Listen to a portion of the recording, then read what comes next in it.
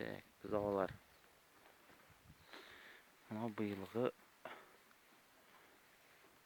2017 жылғы бұзаулар. Көбіне көп мамыр, сәуір, наурыз айында туған бұзаулар. Мысалға, мынау сарғасқа бұзау сәуір айының 10 күні туған бұзау.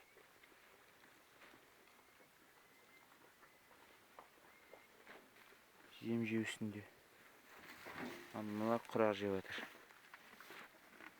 Мынау мамыр айында туған бұзау.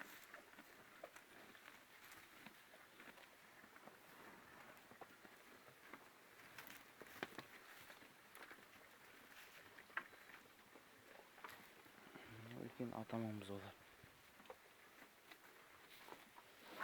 Қызылбасқа, Наурызбай.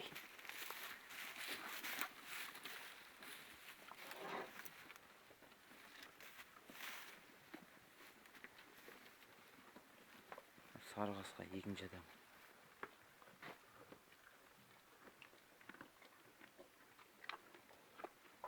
Мынау менің салып жатқан қорам. Әлі бітпей жатыр. Бір-екі есігін қондырулар қалды.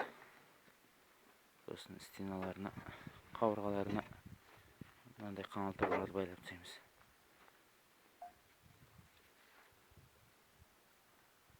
Анау пішен қоралады, анау пішен қораның аузы болады.